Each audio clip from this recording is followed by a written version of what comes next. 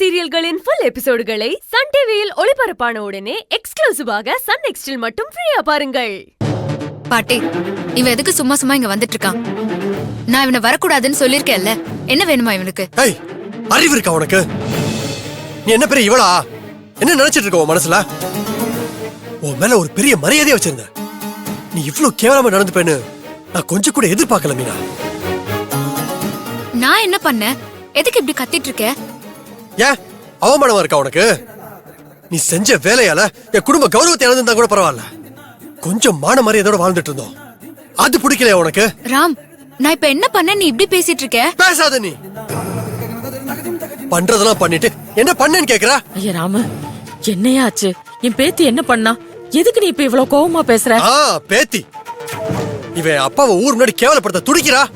நீங்க நம்ம பேத்தி பேத்தி தலையில தூக்கி வச்சு ஆடுறீங்க. ராம், நீ எதுக்காக இப்படி பேசுறன்னு எனக்கு புரியல. ராம், தயவு செஞ்சு நான் என்ன பண்ணேன்னு சொல்லு. இன்னும் என்ன பண்ணணும் மீனா? அதான் எல்லாத்தையும் பண்ணி என் குடும்பத்தை கேவலப்படுத்திட்டு இருக்கிய. ராம், முதல்ல என்ன நடந்துச்சுன்னு சொல்லு. ராம், ஏன் உனக்கு தெரியாதா? எல்லாத்தையும் தெளிவா இன்ஸ்பெக்டர் சொல்லிதான் அனுப்பிச்சா. எவ்வளவு தைரியம் திமிரு தினாவட்டு இருந்தா என் அப்பாவை போலீஸ்ல புடிச்சு கொடுக்க நினைச்சிருப்ப. போலீஸ்லயா? நானா?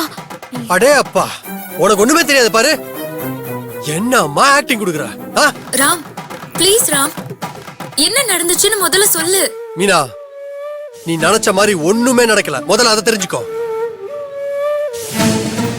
ஐயா, மீனா நினைக்கிறது இருக்கட்டும். என்ன நடந்தது முதல்ல சொல்லியா? ஏன் உங்களுக்கும் தெரியாதா? உங்களுக்கு தெரியாம தான் அவ இவ்வளவு வேலையை பார்த்தாளா? பார்த்திருப்பா. எனக்கு தெரியாமலே பல வேலையை பார்த்திருக்காளே. உங்களுக்கு தெரிய வாய்ப்பு இல்லதான். ஏன்னா இவ எனக்கு தெரியாம, உங்களுக்கு தெரியாம, என் அப்பாவுக்கு தெரியாம, ஏன் சத்தியமூர்த்தி அங்கிள் கூட தெரியாம இவ எக்கச்சக்க வேலையை பார்த்திருக்கா.